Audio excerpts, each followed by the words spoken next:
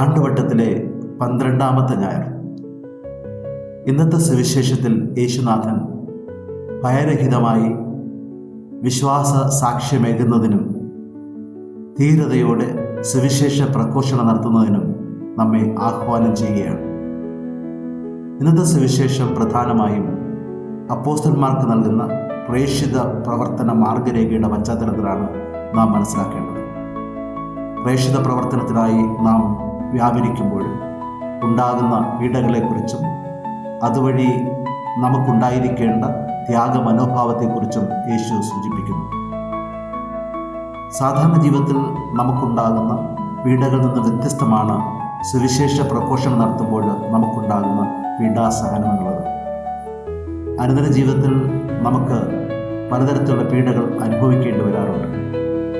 തെറ്റുകൾ ചെയ്യുമ്പോഴും മാതാപിതാക്കൾ നമ്മെ വഴക്ക് പറഞ്ഞ് പലതരത്തിലുള്ള വേദനകൾ നമുക്ക് നൽകാറുണ്ട്. കൂട്ടുകാരുമായിട്ടുള്ള നമ്മുടെ ബന്ധത്തിൽ തെറ്റിപ്പിരിഞ്ഞും ഇണങ്ങിയും പിണങ്ങിയും ഉണ്ടാകുന്ന സാഹചര്യങ്ങൾ പലപ്പോഴും പലതരത്തിലുള്ള പീഡകൾ ഏറ്റുവാങ്ങാൻ ഇടയാകാറുണ്ട്. അങ്ങനെ സാധാരണ ജീവിതത്തിൽ ഉണ്ടാകുന്ന പീഡകളെക്കുറിച്ചല്ല സുവിശേഷത്തിൽ യേശുദേവൻ നമ്മോട് പറയുന്നത്. സുവിശേഷ അധിഷ്ഠിതമായ ജീവിതം നയിക്കുമ്പോഴും സുവിശേഷത്തിൻ്റെ സത്യം ഉദ്ബോധിപ്പിക്കുമ്പോഴും നമുക്കുണ്ടാകുന്ന പ്രതിബന്ധങ്ങളും പ്രശ്നങ്ങളും അതുവഴി ഉണ്ടാകുന്ന പീഡകളുമാണ് ഇവിടെ സൂചിതമാകുന്നത്. വളരെ മനോഹരമായ ഒരു ഉദാഹരണം ആർച്ച് ബിഷപ്പ് ഓസ്കാർ റൊമേരോയുടെ ജീവിതത്തിൽ കണ്ടെത്താനാണ്. 1977 മുതൽ 80 വരെയാണ് എൽ സാൽവദോറിൽ ആർച്ച് ബിഷപ്പായി ഓസ്കാർ റൊമേരോ ശുശ്രൂഷ ചെയ്തിരുന്നത്. ആ കാലഘട്ടത്തിൽ ജനങ്ങൾ പലതരത്തിലുള്ള വേദനകളും കഷ്ടപ്പാടുകളും സഹിച്ചു കഴിയുകയായിരുന്നു. കാർഷിക വൃത്തിയിലേർപ്പെട്ടിരുന്നവർക്ക് പല രീതിയിലുള്ള ചൂഷണങ്ങൾ അനുഭവിക്കേണ്ടി വന്നു. അവരുടെ അവകാശങ്ങൾ നിഷേധിക്കപ്പെട്ടിരുന്നു. ഈ അവസരത്തിൽ ഭൂ ഉടമകൾക്കെതിരായും സൈനിക ഭരണകൂടത്തിനെതിരായും വൈദികരും പാവപ്പെട്ട കർഷകരും ശബ്ദമുയർത്തുകയുണ്ടായി. പല വൈദികരെയും അവർ നിഷ്കാസനം ചെയ്തു. പാവപ്പെട്ട കർഷകർ അറസ്റ്റിലാകുകയും പലതരത്തിലുള്ള പീഡകൾ സഹിക്കുകയും ചെയ്യേണ്ടി വന്നു. ഇതിനെല്ലാം നേതൃത്വം കൊടുത്ത ആർച്ച് ബിഷപ്പിനെ ദീപബലി അർപ്പിക്കുന്ന സമയത്ത് അവർ വെടിവെച്ച് കൊല്ലുകയും അദ്ദേഹത്തിൻ്റെ ചോര ജനങ്ങളുടെ നന്മയ്ക്കായി അങ്ങനെ അൽത്താരയിൽ യാഗമായി അർപ്പിക്കപ്പെടുകയും ചെയ്തു. സുവിശേഷത്തിൽ അധിഷ്ഠിതമായ സത്യം വിളിച്ചോതുവാനും ആ സത്യത്തിന് വേണ്ടി നിലപാടുകൾ എടുക്കുവാൻ മുന്നോട്ട് വരികയും ചെയ്തപ്പോൾ ആർച്ച് ബിഷപ്പ് ഓസ്കാർ റൊമേരോയ്ക്ക് ജീവിതം നഷ്ടമായി. സുവിശേഷ പ്രഘോഷണം നടത്തുന്നവൻ്റെ പാദങ്ങൾ സുന്ദരമാണ്. സുന്ദരമായ ഈ പാദങ്ങൾ പലപ്പോഴും ജീവാർപ്പണമായി മറ്റുള്ളവർക്ക് പകർന്നു നൽകേണ്ടതായി വരുന്നു. അതുകൊണ്ടാണ് യേശുനാഥൻ ഭയരഹിതമായി സുവിശേഷ പ്രഘോഷണം നടത്തണമെന്ന് പറയുന്നത്. ഇന്നത്തെ സുവിശേഷത്തിൽ ഏകദേശം 3 പ്രാവശ്യം യേശുനാഥൻ ഭയപ്പെടരുത് എന്ന് നമ്മെ ഉദ്ബോധിപ്പിക്കും. ഭയരഹിതമായ രീതിയിൽ വിശ്വാസത്തിന് സാക്ഷ്യമേകണമെന്നും ഭയരഹിതമായി സുവിശേഷ പ്രഘോഷണം നടത്തണമെന്നും അദ്ദേഹം നമ്മെ ഉദ്ബോധിപ്പിക്കും.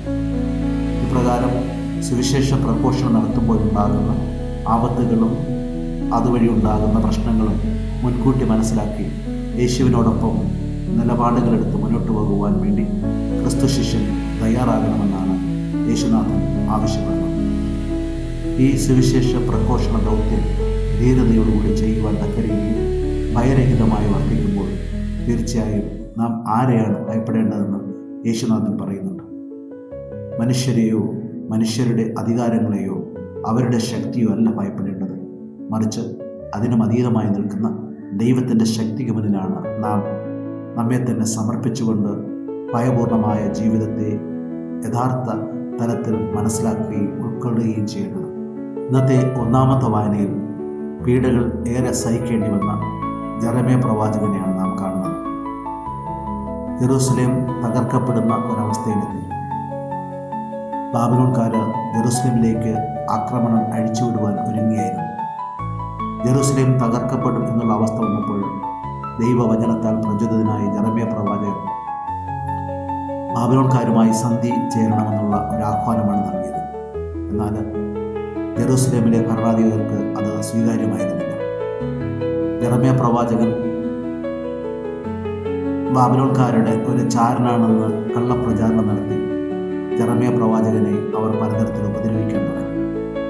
പലതരത്തിലും ഉപദ്രവങ്ങൾ ഏറ്റുവാങ്ങി പീഡകൾ സഹിക്കേണ്ടി വന്ന ജെറമ്യ ദൈവത്തിൽ പൂർണ്ണമായും ആശ്രയിച്ചുകൊണ്ട് തൻ്റെ വേദനകളെ അയവിറക്കുന്ന സംഭവമാണ് ഒന്നാമത്തെ വായനയുടെ ഇതിവൃത്തം. ഒരു ക്രിസ്തു ശിഷ്യനും ദൈവത്തിൻ്റെ സ്വരം കേട്ട് സത്യം വിളിച്ചു പറയുമ്പോൾ ഇപ്രകാരമുള്ള പ്രതികൂലമായ സാഹചര്യങ്ങൾ സൃഷ്ടിക്കപ്പെട്ടേക്കാം. അവിടെ ഭയപ്പെടാതെ മുന്നോട്ട് പോകുവാനും ധീരതയോടുകൂടി സുവിശേഷത്തെയും സത്യത്തെയും പ്രഘോഷിക്കുവാനും കഴിയണമെന്നുള്ളതാണ് സുവിശേഷത്തിൻ്റെ പ്രചോദനം. രണ്ടാമത്തെ വായനയിൽ പൗലോസ്ലീഹയുടെ ലേഖനത്തിൽ പാപവുമായി ബന്ധപ്പെട്ട കാര്യമാണ് പൗലോസ്ലീഹ നമ്മെ ഓർമ്മപ്പെടുന്നത്. പാപത്തിൽ കഴിയുന്ന മനുഷ്യൻ ദുരന്തങ്ങളുടെയും ദുഃഖങ്ങളുടെയും കഥയുടെ ഭാഗമായി മാറുന്നത് പാപത്താലാണ്. എന്നാൽ പാപരഹിതമായ സാഹചര്യങ്ങളെ നമ്മുടെ ജീവിതത്തിൻ്റെ മുന്നിൽ കണ്ടുകൊണ്ട് പാപങ്ങളെ ഉന്മൂലനം ചെയ്തുകൊണ്ട് ക്രിസ്തുവിൽ ഉടമപ്പെട്ട ജീവിതം നയിക്കുവാൻ വേണ്ടിയുള്ള ഒരു ആഹ്വാനമാണ് അതിൽ അന്തരീണമായിരിക്കുന്നത്. യേശു ക്രിസ്തുവിൽ അധിഷ്ഠിതമായ പാപരഹിതമായ ജീവിതം നയിച്ചുകൊണ്ട് ഭയപ്പെടാതെ സുവിശേഷ പ്രഘോഷണം നടത്തി വിശ്വാസത്തിന് സാക്ഷ്യം നൽകണമെന്ന് യേശുനാഥൻ നമ്മെ ഇന്നത്തെ സുവിശേഷത്തിലൂടെ ഉദ്ബോധിപ്പിക്കും. ഇന്നത്തെ സുവിശേഷത്തിൻ്റെ വെളിച്ചത്തിൽ രണ്ട് കാര്യങ്ങളാണ് സഭ നമ്മോട് ആവശ്യപ്പെടുന്നത്. ഒന്നാമതായി വിശ്വാസത്തിന് സാക്ഷ്യമേകുക. ക്രൈസ്തവ ജീവിതം നിരന്തരം സാക്ഷ്യപ്പെടുത്തേണ്ടതാണ്. ഞായറാഴ്ച ആചരണത്തിലും മറ്റ് കൗദാശികമായ പരമ്പരാഗത തിരുക്കർമ്മങ്ങളിലും പങ്കെടുത്തുകൊണ്ട് ക്രൈസ്തവ ജീവിതം സുരക്ഷിതമായി മുന്നോട്ട് കൊണ്ടുപോകുവാൻ എന്നുള്ള ചിന്ത ശരിയായ രീതിയിൽ ഒരു ക്രിസ്ത്യാനി ആയിരിക്കുക എന്നതിൽ നിന്ന് വ്യത്യസ്തമാണ്.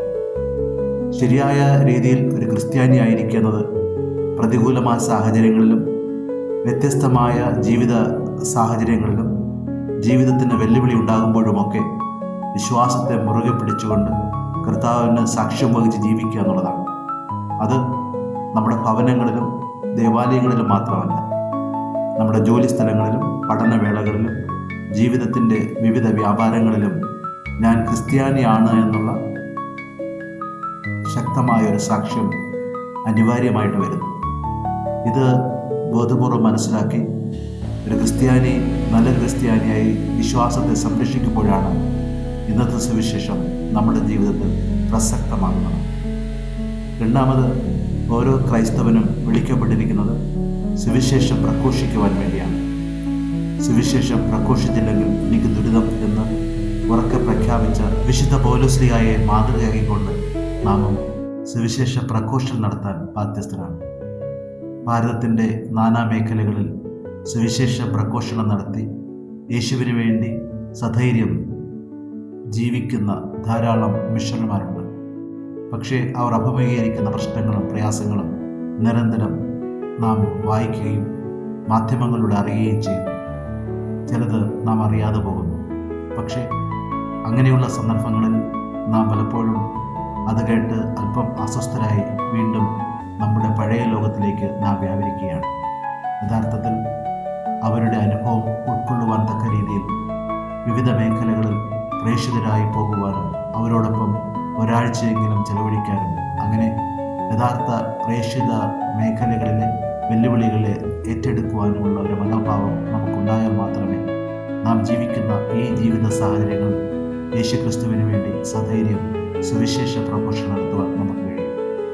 സുവിശേഷം പ്രഘോഷിക്കുക എന്നത് ജീവിതം കൊണ്ട് സാക്ഷിക്കുക എന്നതോടൊപ്പം നാവുകൊണ്ട് ഉറക്കെ പറയുക എന്നുള്ളതുകൊണ്ട് നാം കണ്ടുമുട്ടുന്ന നമ്മുടെ സഹോദരങ്ങളോട്, നമ്മോടൊപ്പം യാത്ര ചെയ്യുന്ന സഹയാത്രികരോട് രക്ഷകനായ യേശുക്രിസ്തുവിൻ്റെ സന്തോഷത്തിൻ്റെ സദ്വാർത്ത പറഞ്ഞുകൊണ്ട് അവരെയും ഈ സ്നേഹ കൂട്ടായ്മയിലേക്ക് കൊണ്ടുവരുവാനുള്ള ദൗത്യവും നമ്മിൽ നിക്ഷിപ്തമാണ് എന്ന് നാം മറക്കാൻ പാടില്ല.